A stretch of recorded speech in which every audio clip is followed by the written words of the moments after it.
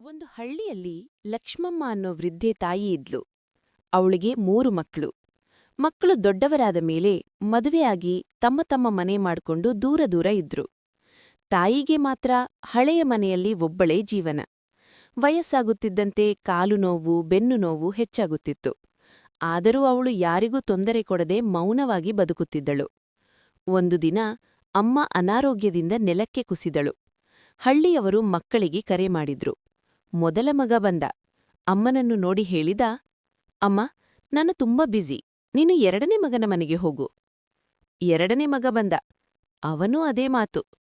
ಅಮ್ಮ, ನಮ್ಮ ಮನೆಯಲ್ಲಿ ಜಾಗ ಕಡಿಮೆ, 3ನೇ ಮಗನ ಮನೆಗೆ ಹೋಗು. ಅಮ್ಮನ ಕಣ್ಣಲ್ಲಿ ನೀರು ತುಂಬಿತು. ಆದರೂ ಅವಳು ಏನೂ ಹೇಳಲಿಲ್ಲ. 3ನೇ ಮಗನ ಮನೆಗೆ ಹೋದಳು. ಸೊಸೆ ಬಾಗಿಲಲ್ಲಿ ನಿಂತು ಕೇಳಿದಳು, ಅಮ್ಮ, ಎಷ್ಟು ದಿನ ಇರುತ್ತೀರಿ? ಅಮ್ಮ ನಿಧಾನವಾಗಿ ನಗುತ್ತಾ ಹೇಳಿದಳು, ಮಗಳೋ, ನಾನು ಹೆಚ್ಚು ದಿನ ಇರಲ್ಲ. ಅವಳು ಚೀಲದಿಂದ ಒಂದು ಚಿಕ್ಕ ಪತ್ರ ತೆಗೆದುಕೊಟ್ಟಳು. ಪತ್ರದಲ್ಲಿ ಬರೆಯಲಾಗಿತ್ತು, ನನ್ನ ಬಳಿ ಸ್ವಲ್ಪ ಹಣ ಇದೆ. ಯಾರು ನನ್ನನ್ನು ತಾಯಿ ಅಂತ ನೋಡಿಕೊಳ್ಳುತ್ತಾರೋ ಅದನ್ನು ಅವರಿಗೆ ಕೊಡುತ್ತೇನೆ. 3 ಮಕ್ಕಳು ಶಾಕ್ ಆದರು. ಅಮ್ಮ ಕಣ್ಣೀರು ತಡೆದು ಹೇಳಿದಳು, ನನಗೆ ಹಣ ಬೇಡ. ನನಗೆ ಬೇಕಾಗಿದ್ದು ಒಂದೇ ಮಾತು, ಅಮ್ಮ, ನೀನು ನಮ್ಮ ಜೊತೆ ಇರು. ಆ ಮಾತು ಅವಳಿಗೆ ಯಾರಿಂದಲೂ ಸಿಗಲಿಲ್ಲ. ಮಕ್ಕಳು ತಲೆ ತಗ್ಗಿಸಿಕೊಂಡರು.